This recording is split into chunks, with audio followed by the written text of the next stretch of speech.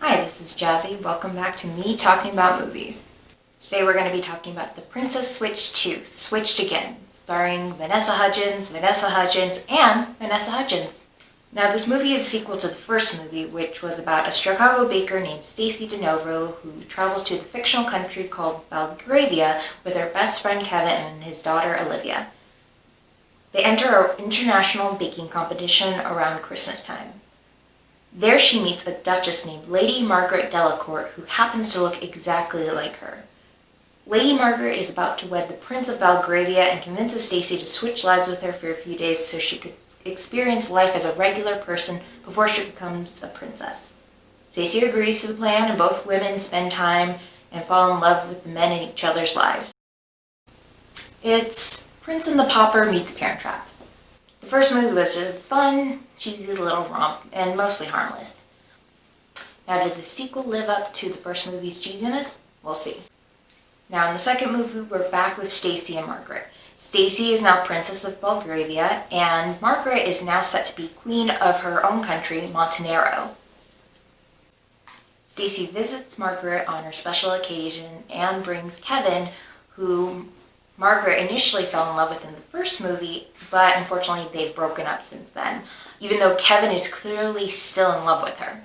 Stacy, sensing Kevin and Margaret's residual feelings for one another, convinces Margaret to switch places with her again, so that way Margaret has time to spend time with Kevin and hopefully rekindle the relationship. Unfortunately, Fiona, Margaret's cousin, also played by Vanessa Hudgens, is planning her own switch.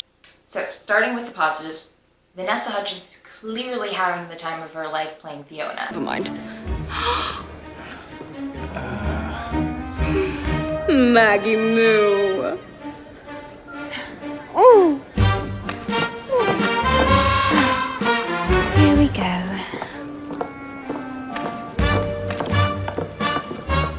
Must we really do this? Pixar didn't happen. C'est fromage.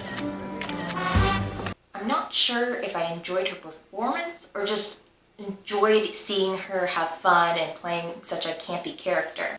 Either way, it kept me entertained. It also helps that in this movie, Fiona is a wildly different character than Margaret and Stacy, who are pretty much the same character, except one has a British accent and the other doesn't. The movie tells us that Margaret is the free, easy breezy one who loves to have fun, and that Stacy is the practical one just because she likes to make schedules and likes to follow them. And they constantly tell us that Margaret is spontaneous, which just basically consists of her throwing away the schedule. Fiona, however, clearly knows she's the worst and doesn't care. She doesn't care, and she just wants to live her best life. And she clearly knows she's a villain and still also doesn't care. She even calls her servants minions at one point. Another positive of the film is that Stacy and Margaret actually have scenes where they get to talk more. They're mostly just talking about relationship stuffs because, that's all women care about. But at least they get to connect and they actually get to play off each other a little bit more. The film's technology of having the different Vanessa Hudgens in a scene together is also pretty good, especially in one scene where you have all three of them interacting with one another. I really like the costumes in this movie, especially Margaret's wardrobe. Definitely an improvement from the last movie. Not only does she get to wear this really beautiful gown with flowers on it in one scene, she also tends to wear a lot of really cute sweaters. Her hair looks a lot better in this one too. And honestly, I just really like looking at her wardrobe. I also think they did a pretty good job of distinguishing the looks between Stacy, Margaret, and Fiona, so that way they could actually feel like they're different people. Stacy has more of a natural makeup look, simple clothes, and she has a middle part. Margaret has a slightly heavier makeup look, but it still looks classy. Also, as I mentioned, her hair looks a lot better. I think it looks very classy.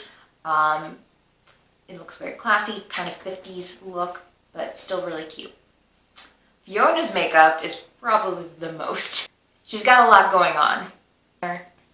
So the heavy eyeshadow, the eyeliner, the bold lip, and lots of contouring of the face. I like to think if she took a makeup wipe and just pressed it up and then took it off, there would just be a perfect imprint of her face on the makeup wipe. Now, the reason for the switch in this movie is a lot flimsier than in the last one. It's pretty much held together by chewed up bubble gum and duct tape.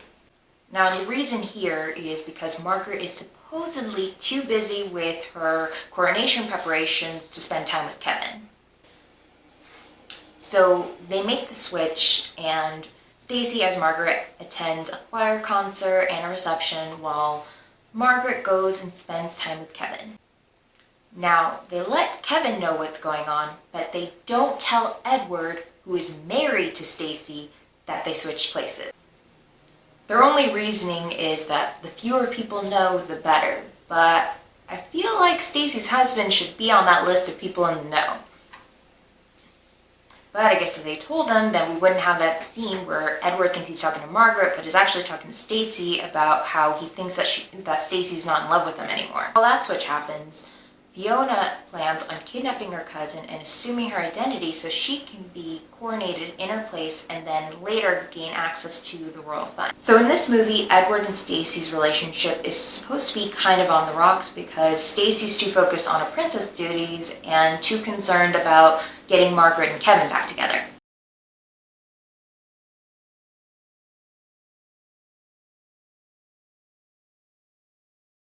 I'm worried about Margaret. She sounded so sad when I talked to her on the phone. Remind me, why are we talking about Margaret when we could be boning right now? Okay, I paraphrased a little bit, but that's essentially what he was saying. It's all in the subtext.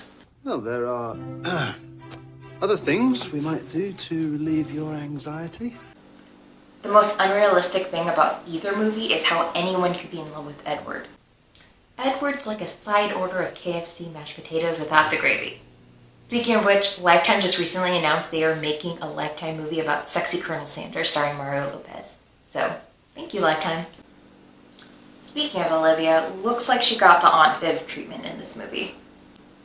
In the first movie, she was played by Alexa Ariason, but in this movie, she's played by Mia Lloyd.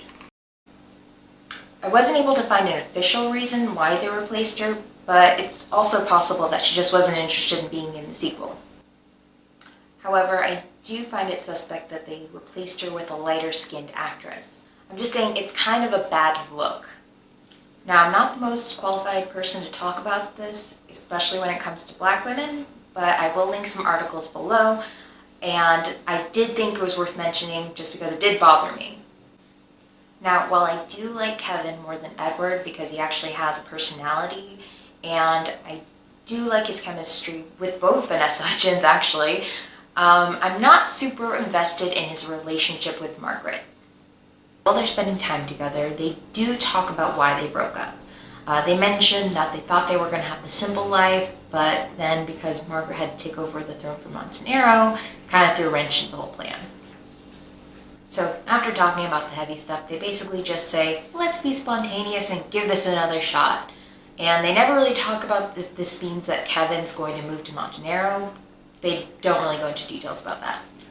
I mean, is he going to quit the bakery in Chicago? Is he planning on opening up a new bakery in Montenegro?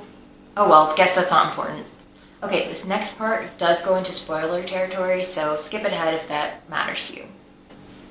So after Margaret's done spending time with Kevin, she tries to switch back with Stacy, who's actually Fiona, and Fiona basically pretends that she doesn't know what she's talking about. When she figures out what's going on, she tells Edward the truth, and she, Edward, and their sidekicks go and try to rescue Stacy instead of going to the authorities. Which is pretty dumb already, but even dumber since Fiona's plan is to get coronated that very night. I know that rescuing Stacy is important, but it seems like that should be the higher priority. They also could have had Margaret arrested while they go rescue Stacy. So while Fiona's pretending to be Margaret, she tells Kevin that she's not interested in getting back together with him after all. Heartbroken, he and Olivia go to the airport to go back home. After they save Stacy and foil Fiona's plan, she reveals what she told Kevin. So we get a race to the airport scene because they didn't get to use that cliche in the last movie. Of course, we make it in time and explain to Kevin what happened. So not only do Kevin and Margaret get back together, but they decide to get married right there at the airport because it's so spontaneous. Remember? That's their thing. So they see a priest at the airport, and they have the nerve to ask him if he could marry them even though he has a flight to catch. So he marries them even though the PA keeps interrupting to tell him that his flight is about to leave. Also, I don't think that's technically legal since they don't have a marriage license. But maybe you don't need one in Montenegro. Maybe that's why the priest acts so blasé about it. Maybe they were the third entitled couple he ran into that day. Overall, this movie was pretty much what I expected. There were a few surprises along the way. Some were good, some were a little frustrating. If you liked the first movie, you'll definitely enjoy the second movie. If you haven't seen the first movie, I would definitely recommend it if you like cheesy Christmas rom-coms. What do you think the third movie is going to be about? I'm thinking pregnancy. First comes love, then comes marriage, then comes society's expectation of a baby carriage. Please let me know what you thought of this review and let me know what other movies I should cover. What did you think of the movie, Mo? Not enough cats? You say that about every movie. Even the Aristocats. She doesn't know what she's talking about. She also says like, comment, and subscribe, or she'll claw your eyes out. Merry Christmas!